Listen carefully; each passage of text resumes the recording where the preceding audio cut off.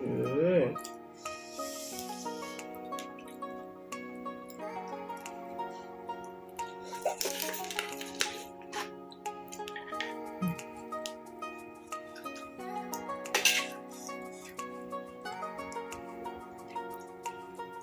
หวานแห้งจ้ะปู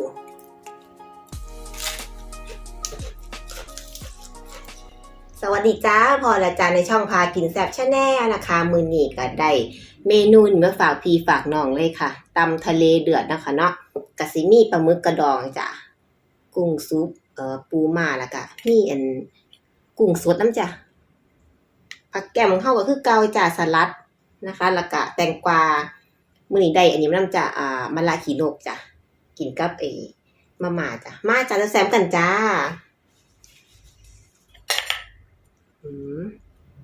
ซิมน้ำก่อนนะขอเนาะ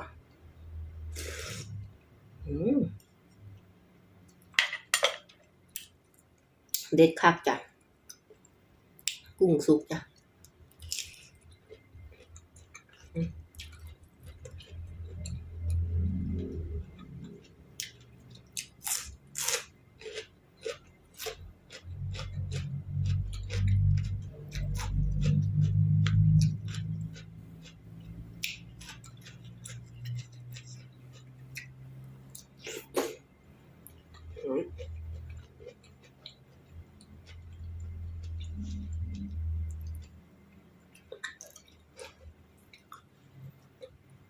เผ็ดเปรี้ยวหวานจ้ะ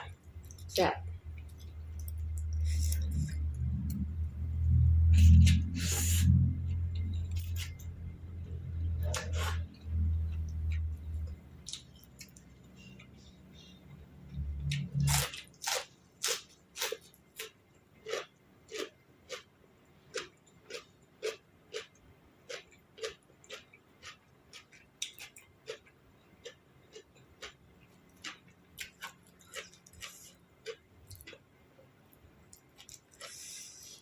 ปลาหมึกจ้ะตัวพอดีกินค่ะ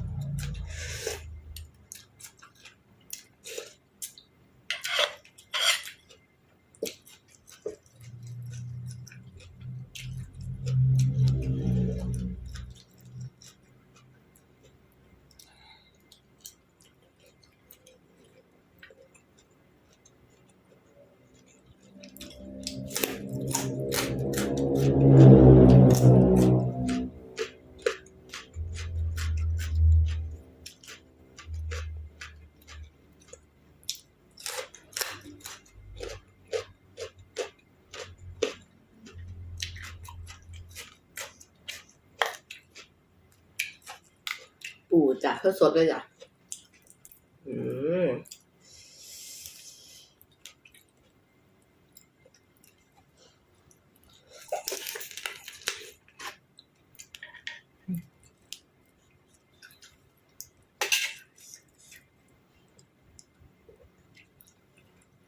หวานแห้งจ้ะปู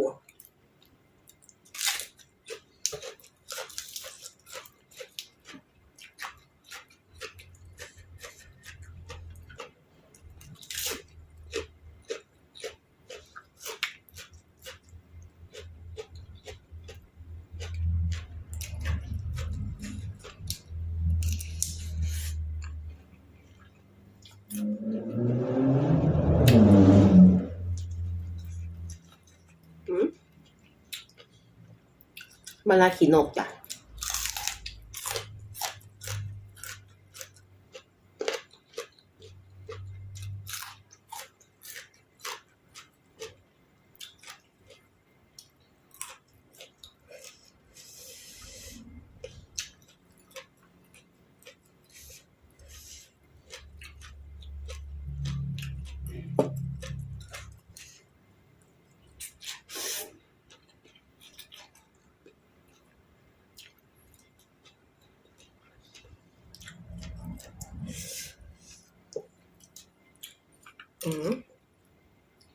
ข่ปูเนี่ย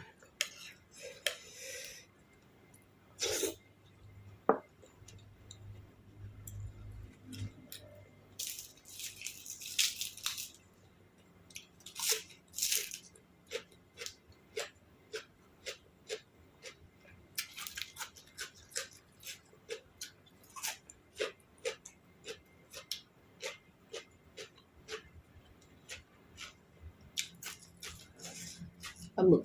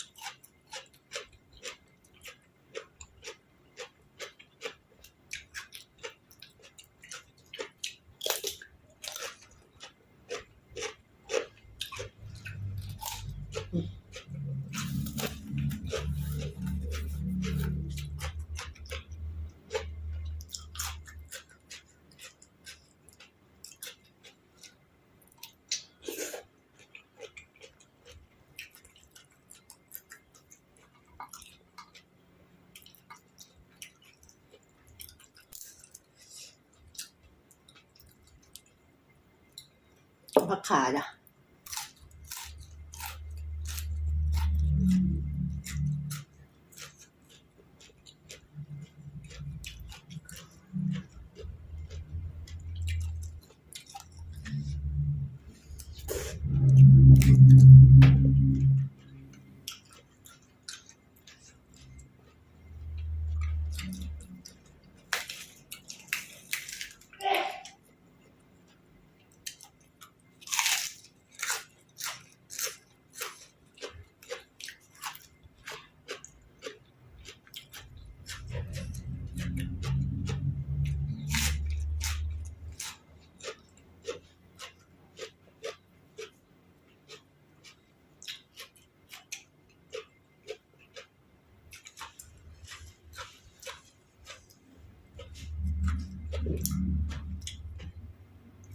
มา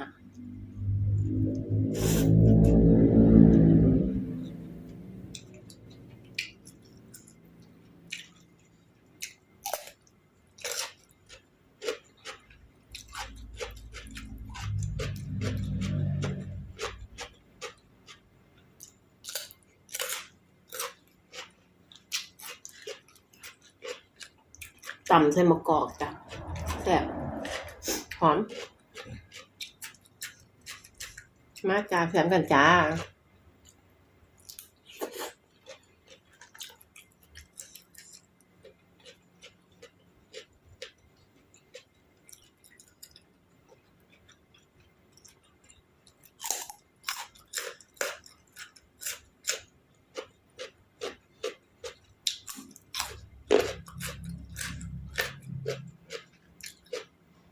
ถ้ารสกรอบดีค่ะหวาน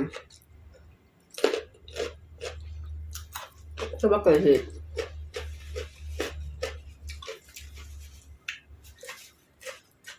โอ๊ยขอโทษก็สิแบบนี้แน่จ้ะไปแขวบ่ดีแน่ก็สิว่าหย่ำยากอยู่ ปูจ้ะ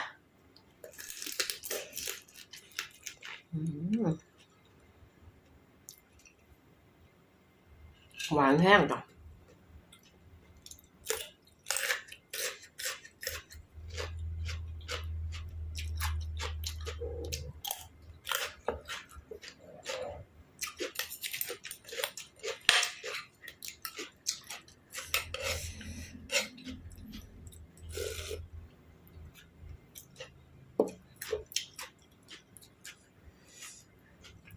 ปลาหมึกจ้ะตะมุตะมิผู้ดีแสบผู้ดีค่ำจ้ะ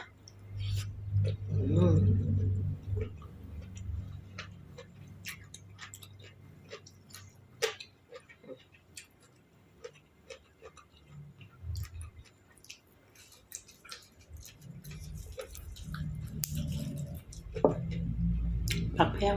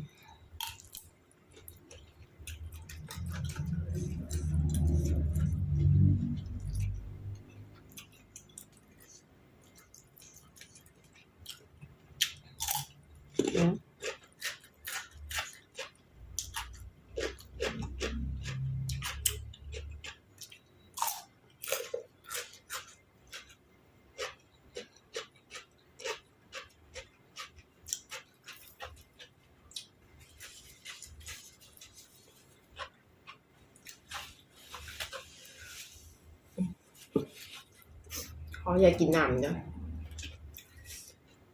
เผ็ดเอา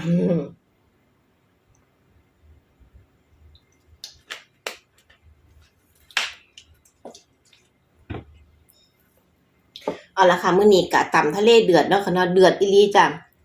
กินได้ซ้ำนี่แหละจ้ะกินได้พ่อแบบว่าพ่ออิ่มเนาะค่ะเนาะเพราะว่าคันกินหลายไปกะคันอิ่มเกินไปมันกะ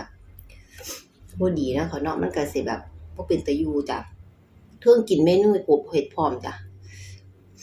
เอาละค่ะใครมาคลิปนี้ก็ฝากกดไลค์กดแชร์กดติดตามเพื่อเป็นกำลังใจในการในคลิปต่อไป